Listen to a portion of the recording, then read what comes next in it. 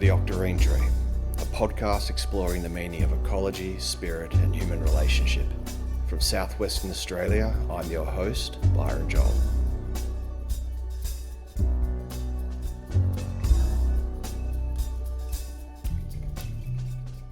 G'day mob, welcome back to the Octarine Tree podcast. This week we have a chappie by the name of Scott Hall. I'm talking to Scott about his practice of syntropic agriculture. As we discuss, syntropic agriculture has its roots in Brazil, and it's a particular form of forestry or agroforestry that's based on the principles of succession in ecology. Now, we'll flesh all of this out, Scott and I, later in the chat. It's probably worth noting that this episode is for the agricultural nerds out there. It is very interesting, regardless, and it's something that I've wanted to get a better idea of for some time because I haven't actually had a really deep dive into it. This is the furthest I've actually discussed it myself.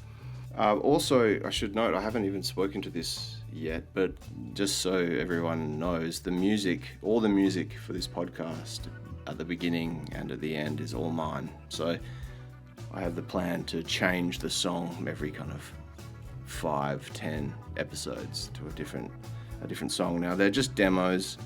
They're actually not fit for release, to be entirely honest, but I'm frankly just sick of having them laying around and having no one else but me hear them, so I'm putting them out there. So anyway, without further ado, let's get into it. This is Scott Hall discussing syntropic agriculture. Scott Hall, welcome to the Octarine Tree podcast. How are you? I'm good, thanks. Yourself? I'm very well, mate. Thank you. Thanks again for coming on.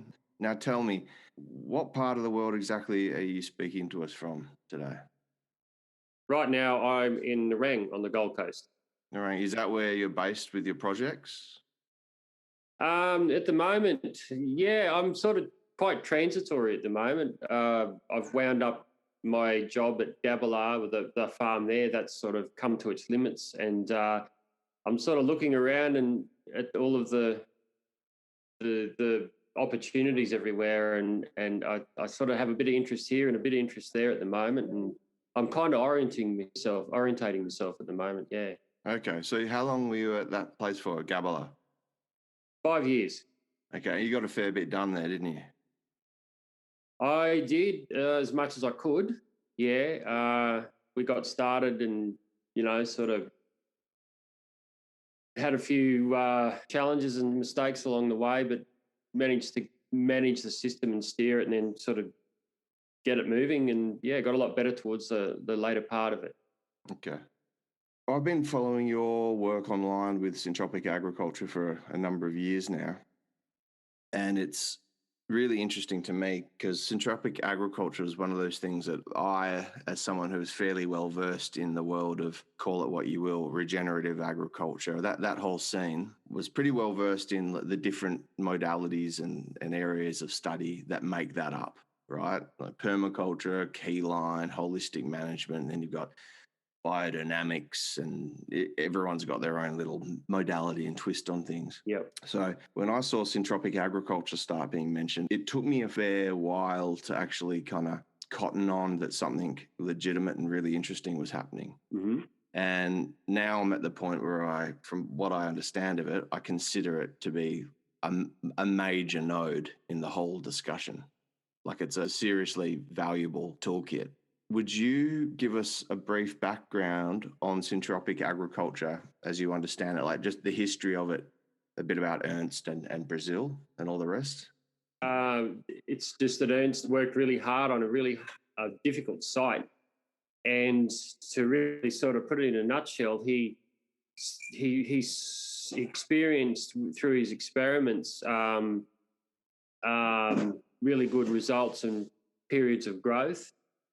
And then he would then experience, for unknown reasons, some that growth shutting down and then plants being attacked and whatnot. And he kept experimenting with and trying to find out why, because he had very little resources. So he couldn't go and fertilise and whatnot and all of those other different ways we can support plants. Yeah.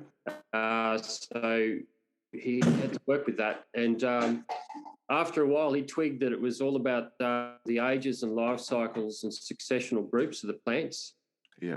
And so what happened was he managed to put a framework together where we could organise the plants into their successional groups and then move them through vigorous growth phases in their life cycles through that natural species succession.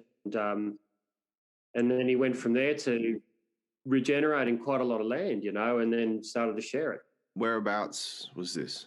In Bahia in northern Brazil. Okay, but Ernst wasn't from Brazil, was he? No, worked around a fair bit in Central America and experimented here and there and whatnot. But he's I think he's Swiss. Yeah, okay. He's a botanist. Okay, so it started with this bloke Ernst Gotsch. Is that how you pronounce his name? Yeah, I suppose. Yep. Close enough. Okay. Yeah, so European guy in Brazil. Yep. Observing the natural patterns of the forest ecology and forest succession and developed a system based on that. Is that correct? Is that primarily it's based on the successional patterns of woodland or forest ecology? Is that too simple? Yeah. No, that's good enough. He's organised a way of being able to utilise that system in a framework, yeah. Before you discovered Syntropic Ag, what was your background in agriculture or horticulture? Did you have any, or did you land straight into that area of study and practice? Well, I grew up on a farm and I then worked on a lot of farms, broadacre stuff early and orchards, a lot of orchard contracting. And market gardening, I've always, always gravitated towards organic farming. Just organic market gardening and whatnot, and strongly influenced by permaculture for a very long time. And I did start some projects around 2010. I was out on my own trying to kind of come up with the same outcomes that Ernst was doing. I was trying to work through something like that, which was very, very poor in comparison. And once I found out about it and I realised he'd nutted it out, I instantly knew. And so, once that came, it changed everything. So I was on land already trying to manage agroforestry systems, and then the Syntropic Ag came about.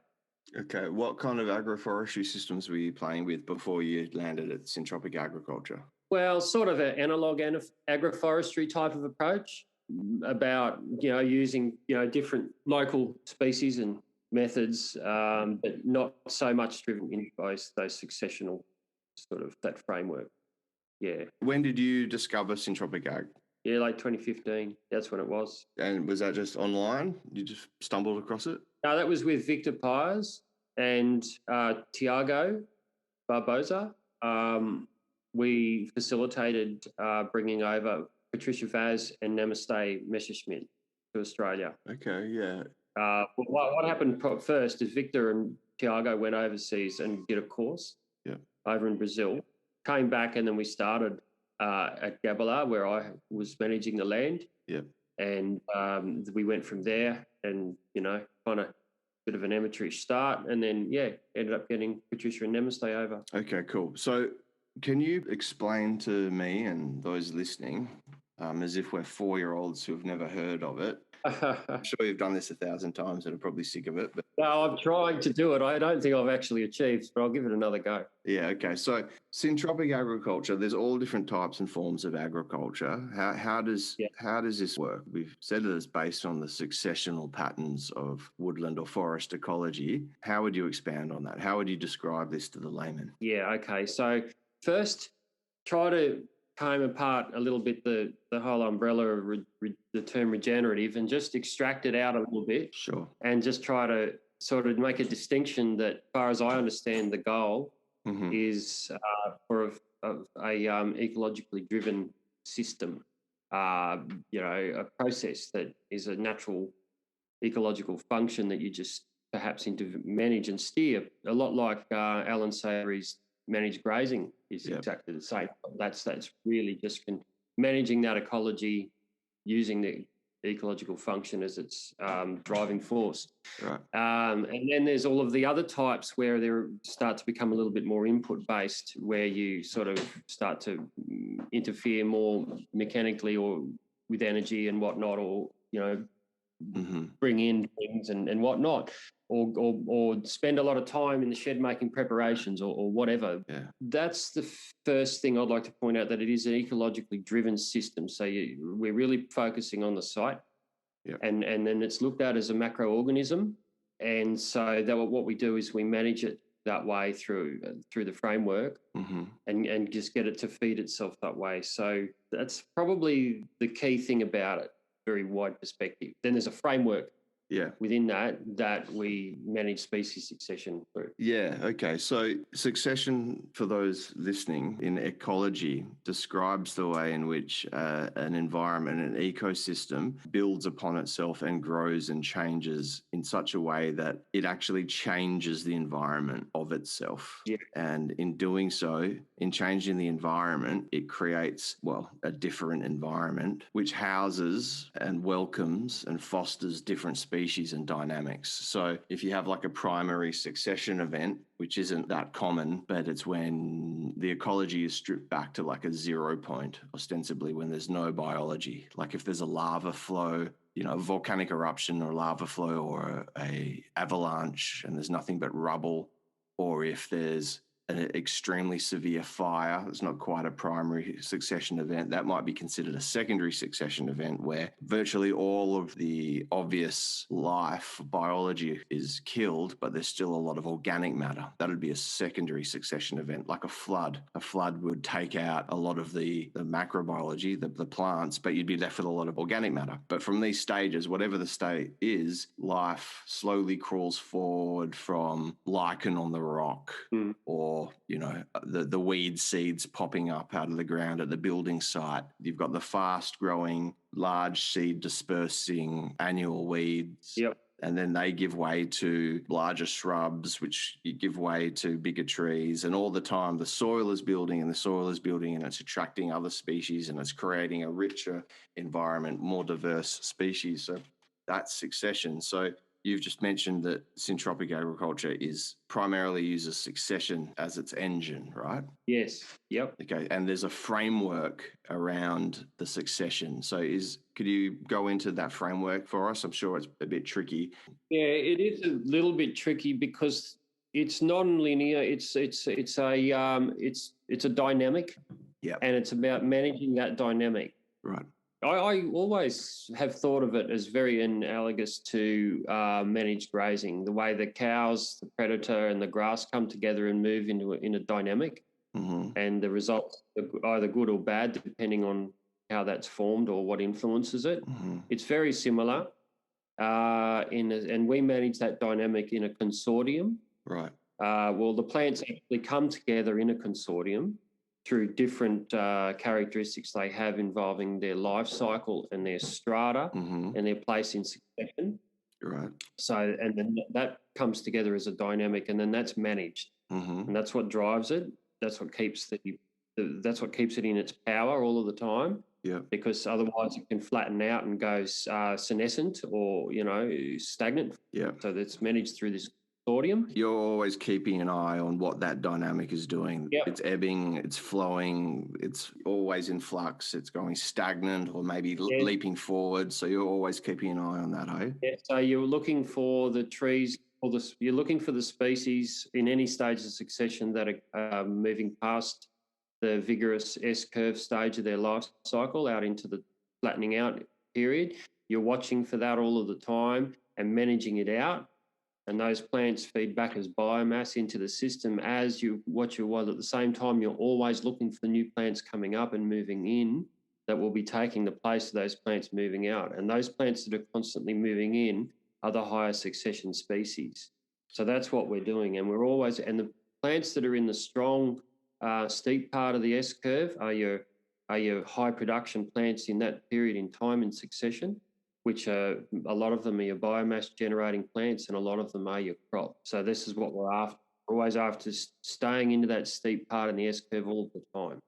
You're like shepherding the plants in a sense. Yeah. Okay, that's really interesting. Walk us through like a hypothetical system development. Like, say you walked out into a bare patch of dirt, Yep. and let's say it's northern New South Wales or an area like that, just to give us a bit of a foundation. Yep. How would you go about designing a system like that and implementing it? Yep. What kind of things are you looking for? Well, I mean, what sort of context? So let's just say we wanted to make a small farm, for example, Yeah. in the northern.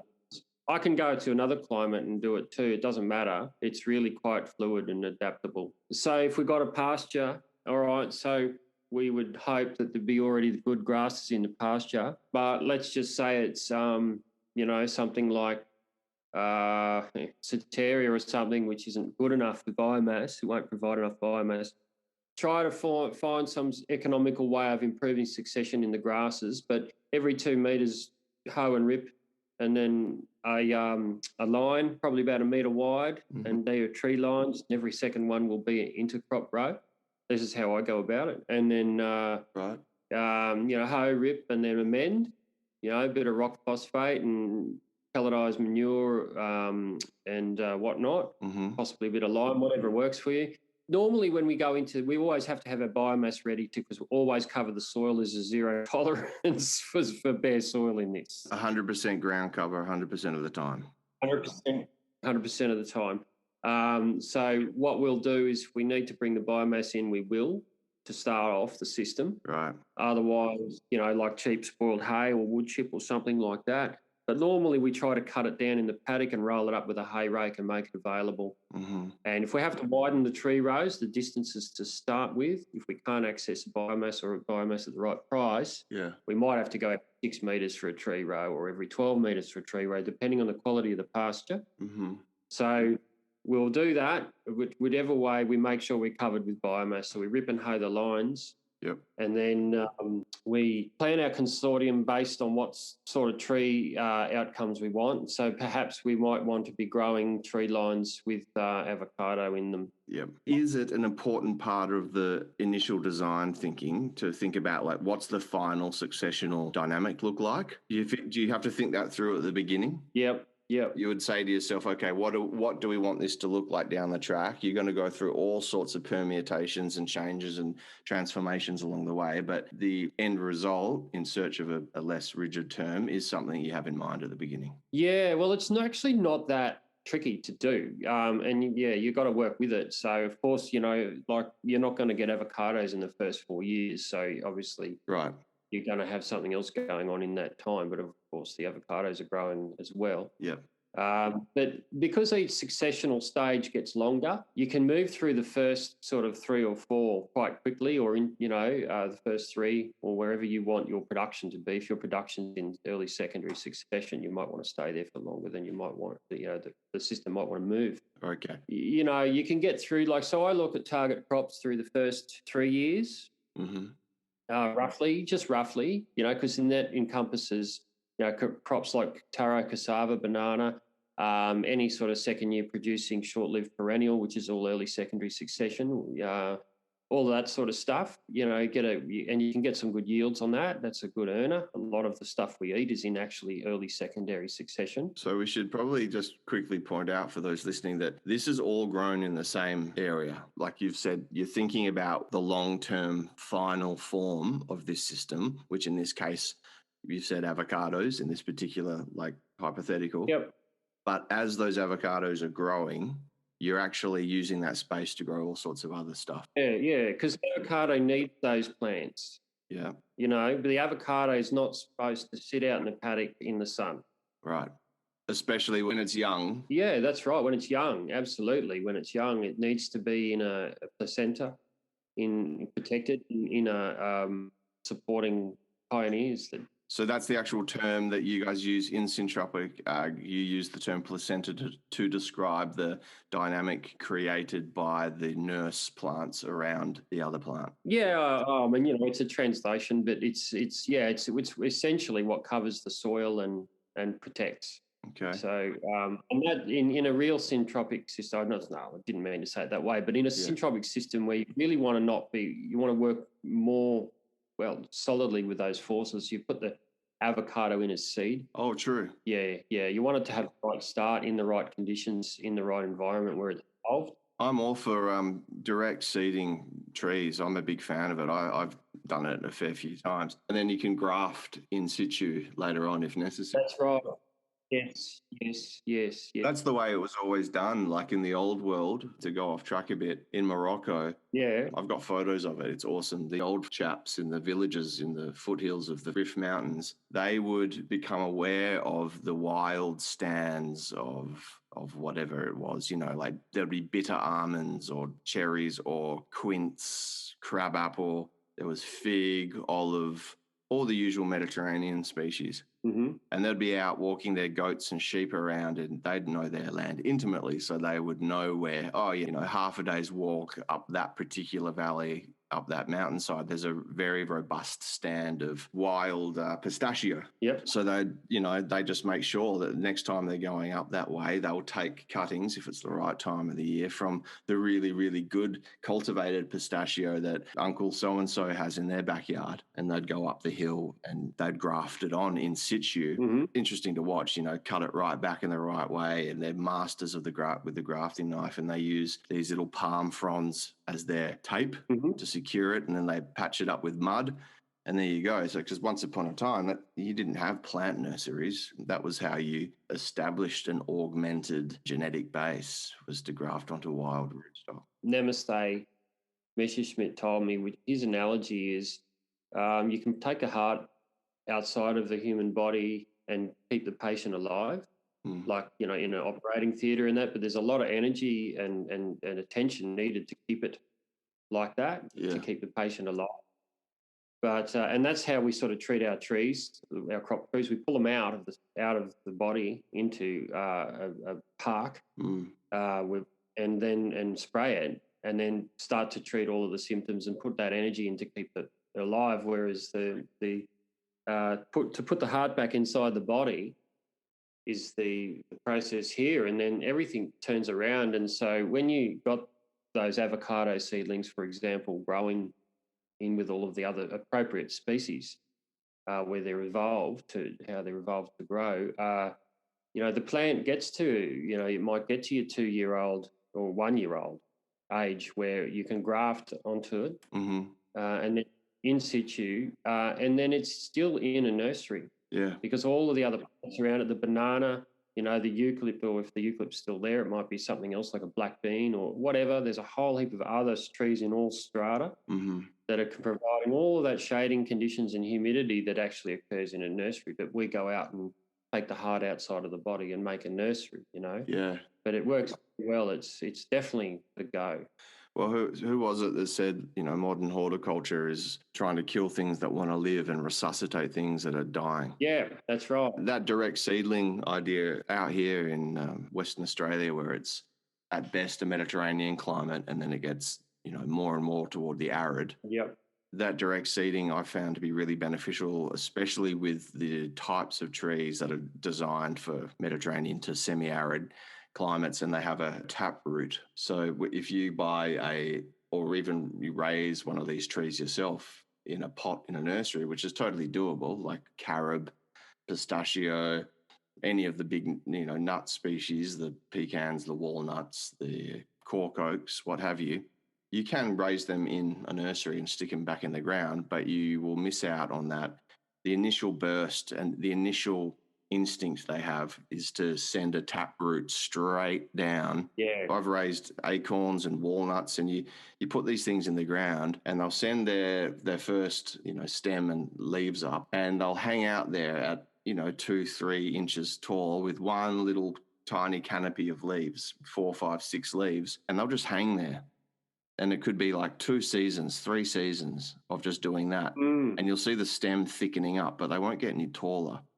I've got photos of it where I went and then dug down into one to have a look. It was a walnut, and it was only 1 season this thing was in the ground. It blew me away. It was 2-3 inches max above ground, little finger thickness. Then below ground, it fattened out to like the size of a fist, almost like a tuber. And then its taproot went down about 700 mil There you go. or further. It was remarkable. And then once they feel like they're comfortable, they're established, Yep. put these deposits in where they know it's wise to, they've deposited and invested, then comes the season. There's one spring where they'll just go and take off. Yeah, well, that's what we're after. That's it. Yeah. Okay, so I took you on a long-winded trail there. You were back saying that you've ripped and mounded, you've brought in biomass if you need to. Yep. And I think that's about where we got to. Okay. Yeah. Well, the idea is to make sure that you've got your next. Where's your next biomass going to come from? And that's going to have to come from the grasses again. Right. And that's going to have to happen for a couple of years until the eucalypts can start to provide in a meaningful way. You sow the right kind of grasses just to provide the biomass until the next successional stage really cranks. Yeah. Okay. That's right. So we're using that savanna sort of, got the woodland edge sort of, if you want to look at it from a permaculture point of view, it's a sort of an woodland edge dynamic. Right. We just foster and grow the best, highest powered C4 type biomass producers in those grass rows. So we're after the most powerful, and we're very, very particular about it too. We really want, there's a lot of things that are pretty good, but there's some of that are just outstanding, and we're always after that level of photosynthesis in those grass rows. Have you always got your eye out just for adding another species to your list of favourites that just do the job really well? Yeah, yeah, I am, and others. We're always open for that. Definitely in the tree side of things, because there's always new trees everywhere. Like, this methodology's just been in Australia for 5 years, and we're starting to find all of these Australian species are fantastic agroforestry trees. We're feeding back a few tips to Brazil, right, and a few ideas that we've found just out of luck and experimenting with, the right, because this is an indiscriminate approach, in the sense that when you go and get seeds to put into the systems, the seeds of succession that must be there, which is the most important part of the job, you're completely indiscriminate as to what seeds you put in. right. So you get everything you can. Whatever works. Whatever you can. Right. You don't know if it's going to work. Right. You just don't know. Some may not work that you thought were a really good idea, yep. But some that you don't know anything about suddenly show you something you completely didn't expect. So you have to allow for that. What does work mean in this context? Like, how do you know if something is working? Yeah. Is it as simple as growing well? They all come together into a dynamic as they grow, as everything starts to happen. And some species are just looking like they're getting pushed out. They get leggy, or they start to get holes in the leaves. Mm-hmm. You thought they were great, but they're not as good as you thought they were, or something. So you got to prune it right out, and there's something else that's just saying, hey, move over. I was surprised to see you guys speaking about eucalypts, because eucalypts and annual vegetable production, in my experience, really don't mix. Yeah. Right? Because the eucalypts are so competitive. They're so good at what they do. But I've seen photos of, I think they were your photos, they may have been someone else's, of, someone growing kale and other biannual vegetable crops immediately next to eucalypt seedlings going in. So, I mean, that kind of thing is testimony to how different this system is. Yeah. Well, no plant's bad. Our point of view on allelopathy is that it doesn't exist, and it's a construct of ours. We see different effects. We read what I can understand. I used to think in allelopathic terms too. Yeah. But what I did notice, though, is once I was educated or taught, that it's just allelopathy is an effect of a plant in a certain part of its life cycle, and it's not any specific plant that actually is allelopathic. They all can have that potential, but it relates back to senescence and succession, and when plants are moving out of their successional phase, and it shuts things down around them, and that's a really big part of the dynamic of our management, which is the complement. The opposite of that is the pruning that we do, the heavy pruning we do. We stay on top of any negative effects that any plant might have that's going into the later stages of its life cycle, where it's taking more energy than it's giving. and we prune it out very decisively. Yeah, we just move it right out. There's no doubt or flinching about doing big cuts. It just comes out and away she goes again. You get pretty scissor happy when you need to. When you need to, yeah, that's right. Yeah, it fluffs up pretty quick. Yeah. It all fluffs right up, and once it all fluffs up, to use that highly technical jargon, once it all fluffs up, it gets to a point where the photosynthesis starts to slow down, like it goes through a really strong photosynthesis period of photosynthesis on a growth pulse, is what we call a growth pulse, and all fluffs right up and canopies out again. Yep. And once it hits that point, it's the peak. Right. And that's when we prune. We have to prune after that because things start getting woody and leggy, and you get the amount of branches that you see on the plants don't have that many vigorous, healthy leaves. There's not a lot of pushing growth that are coming out of the stems, and that's a sign that it's slowing down, and that's the time.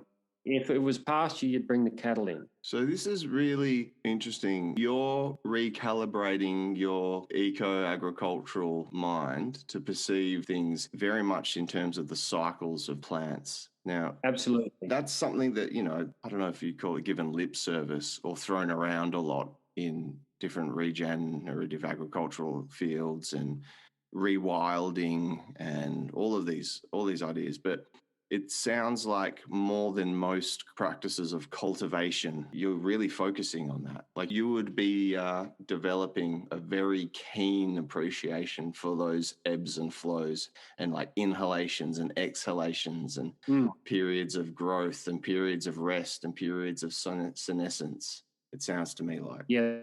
That's what it's all based on, yeah. Have you found yourself becoming far more sensitive to and able to pick up on these subtle differences in the landscape at large from these studies? Yeah, and it's not hard. We all know how we just need to learn to recognise what we innately know when we see it. It's just a matter of having something pointed out to us that we've seen since our eyes are open. Yeah. We're all tuned into it. We just need to know what we're seeing described to us. Yeah. In this, and then it's obvious. We've been looking at it. It's funny, isn't it? Just to have a pattern that one has always been in proximity to, if not surrounded by, and just to have that pattern pointed to and given a name. It's amazing the difference it makes. I can give you an example. Yeah, please. The example is.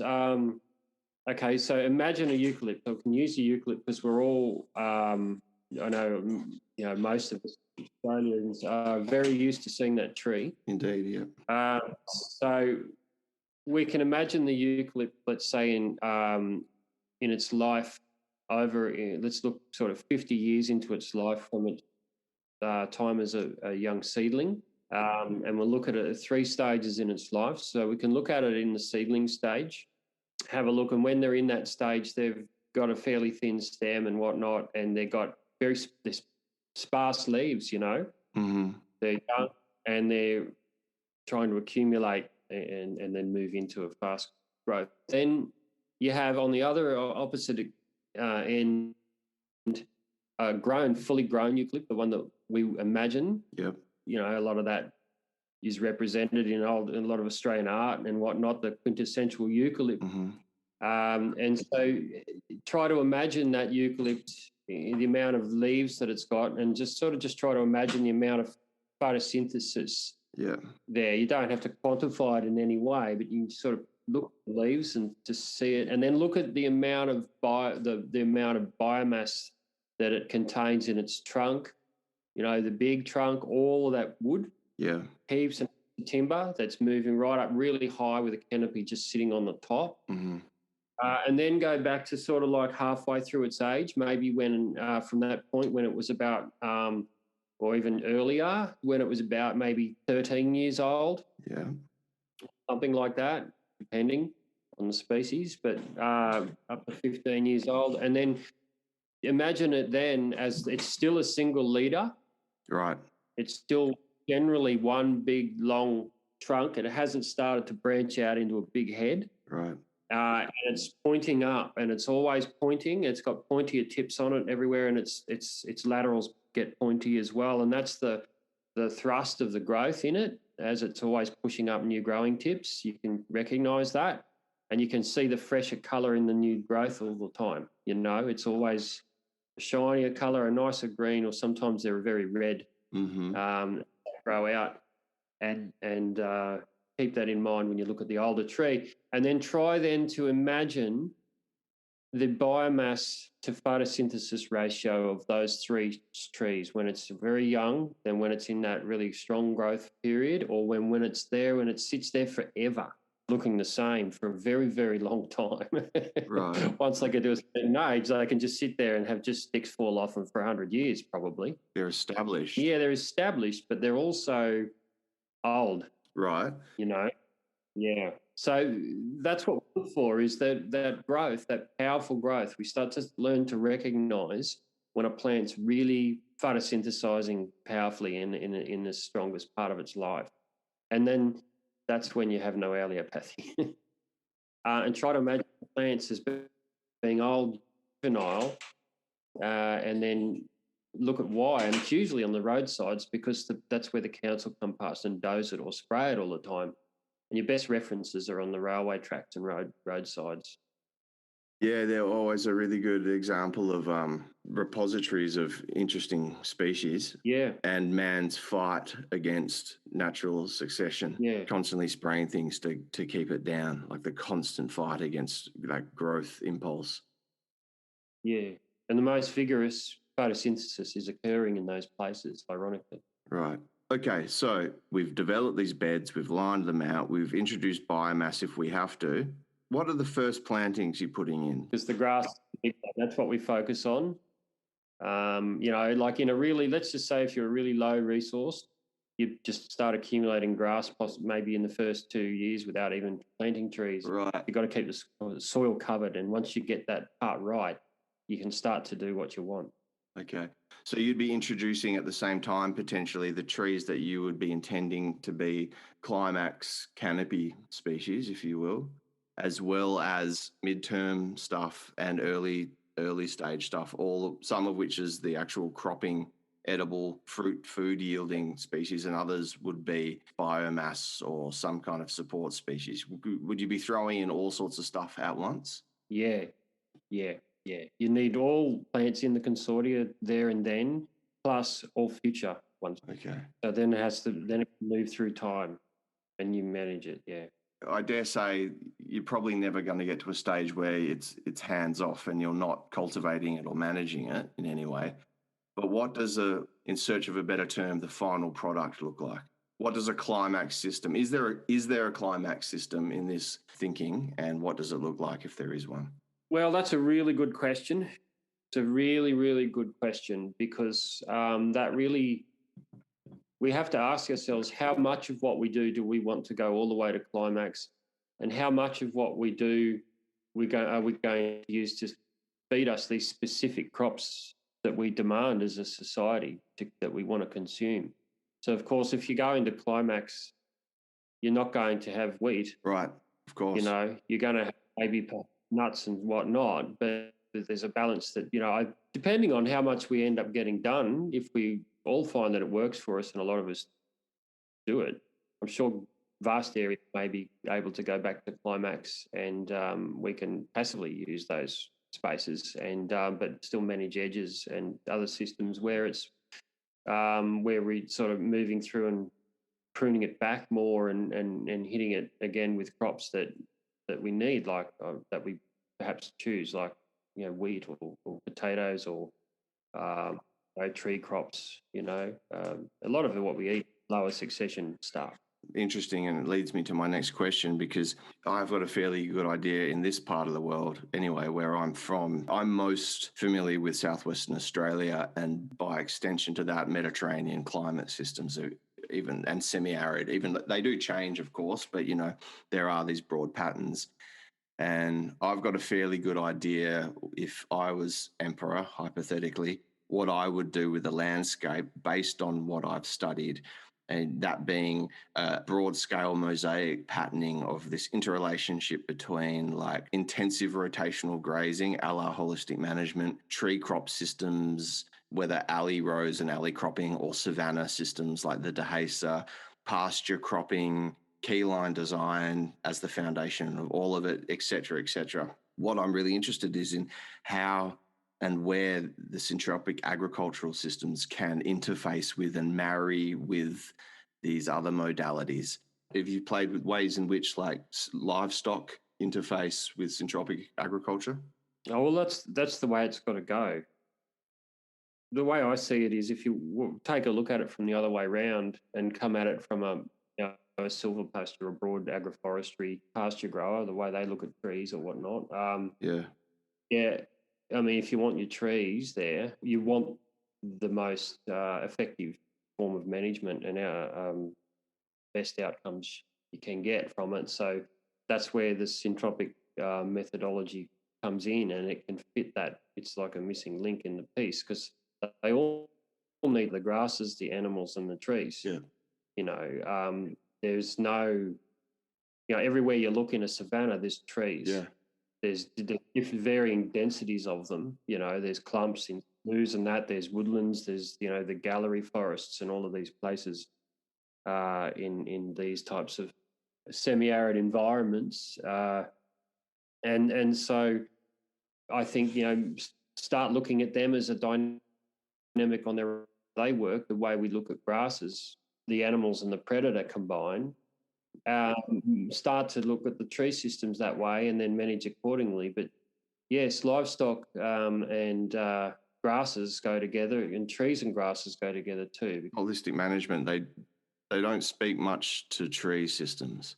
In fact, there's not a lot of room for plugging other things in holistic management. I mean, it is used a great deal in combination with other systems, but they don't talk a whole lot about trees or other types of systems. Yeah, trees. This is the missing link. We understand if we don't talk a lot about trees and we just see them there, that's all they are to us until we sort of look into it further and go, holy hell, there's a whole dynamic involved in how these things grow. Yeah. Which completely, specific to itself. It's not, they all like a bit of lime or throw a bit of phosphorus on it and the grass likes it too. There's this, all this totally independent dynamic, but actually the dynamic moves out and does interrelate with the grasses and the savanna and the animals too. All actually comes together as a whole. And so the tree systems are this methodology and framework is the missing link in how to understand that woodland dynamic where we kind of have our head around the savanna pasture dynamic. Yep. But when we put the trees into it, it's the whole picture, there's not much there that's missing now out of our sort of ecological whole. Mm-hmm. I think that, if you've got trees and you've got grasses and you've got animals, they shouldn't be separately managed for a start. They have to be managed together as a single interaction because they all have to interact. Yeah. Your grazing plan would most definitely move through the trees, the tree rows in between in your grasses.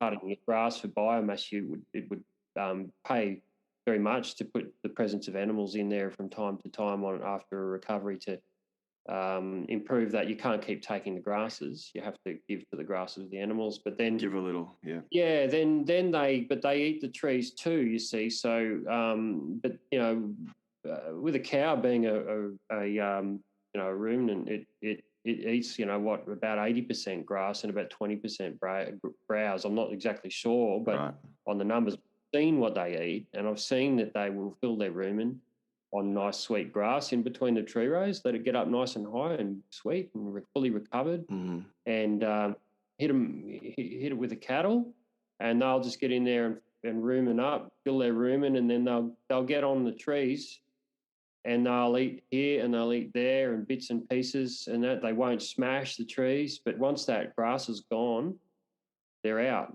So once they've grazed it down, they can't spend any longer in there. That's when I'd start doing the real damage on the tree crops. Yeah, otherwise I'll overbrowse the trees because they're out of grass. So, but I think that service that they have to the trees while they're in there, particularly because they actually eat the leaves, they medicate and mineralise from tree leaves, and then they excrete it back into the system biologically. They self-medicate. Yeah, and then you get a flush on your... Like I do. Yeah. get a flush. You get a flush. You get a flush on your growth after that, because it's a grass Yeah. response where you get a growth pulse with the grass, and it's all integrated. The animal grows, but the trees get a growth pulse. That's the real exciting thing, is when it all comes together. It is. There's been a number of projects where a part of the project is I fence off the riparian areas, and I kind of always do that. It's kind of just a default template I go to. There's times where I don't, but the majority of the time I do so. I fence off a riparian area, and it may be 10, 20, 30 meters from the stream line on either side, give or take, depending on the context. Most people keep animals out of that forever, but I fence it off because I just want it to represent its own area type with its own management regime.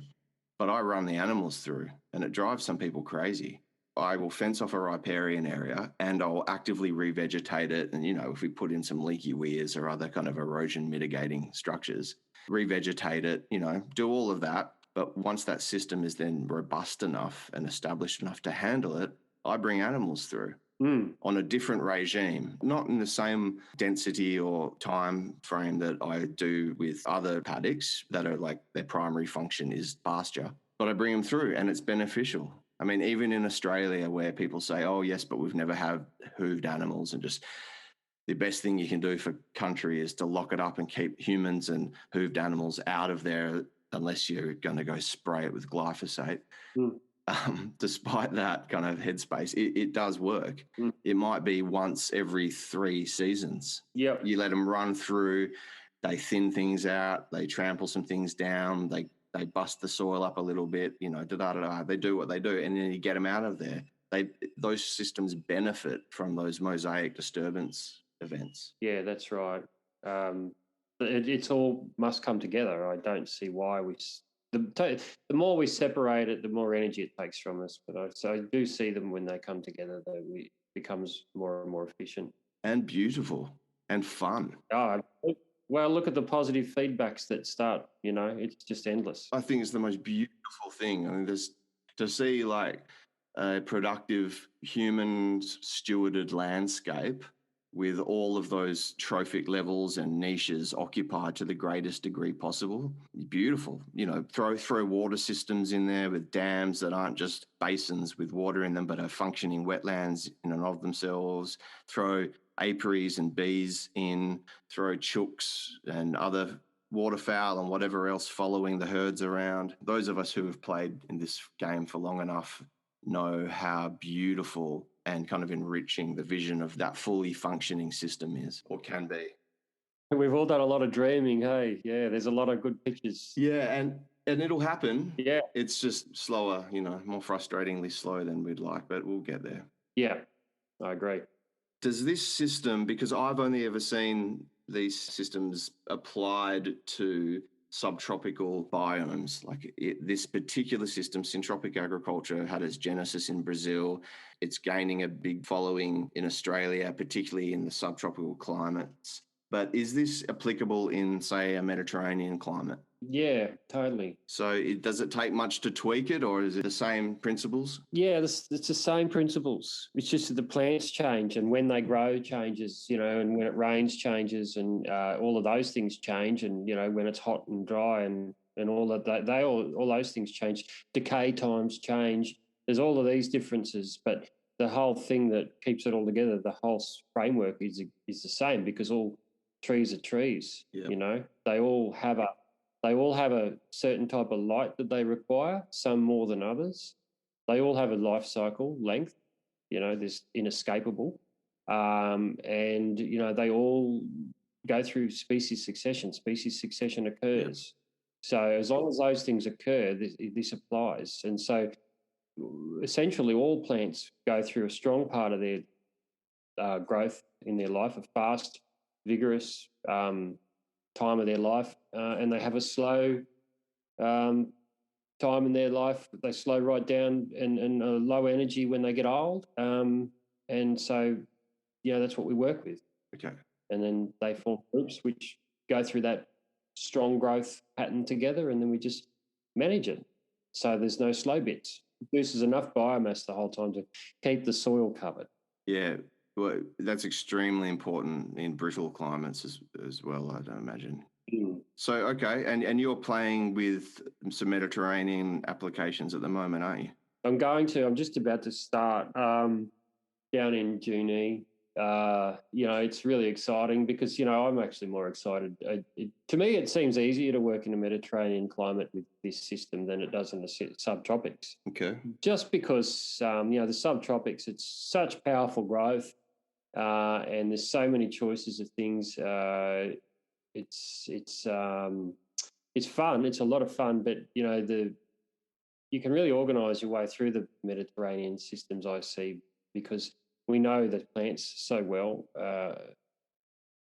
in this country because most of the trees that work well are growing in the parks or the road, on the streets and whatnot. They're all everywhere. We know, the berries. We know apples. We know all of these types of plants that grow there, grapes and whatnot. So it's there's a lot of scope for it to really go well. Okay. Yeah. So what I'm doing right now is just going around and collecting every seed I can get and getting people to help to get a seed bank ready for the job. And then we'll put it in on the raiding season. Cool. In May. And then, perhaps put some seedling trees in. Whereabouts? Near Junee. Right. Near Wagga. It's near Wagga Wagga. I'll be watching with bated breath. I'm very interested in how this can apply to Mediterranean climates. If anyone was interested in following your work, where's the best place for them to go? Syntropia.com.au. Okay, great. I'll put that in the show notes. You share some good stuff on Facebook too, if anyone wants to hunt you down and stalk you. Yeah, they can friend me up, and I share into the groups a fair bit. So if there's anything worth checking out, it might be on there. Yeah, there's good Syntropic Ag groups and pages on Facebook for anyone who's interested. It's just easy to search for.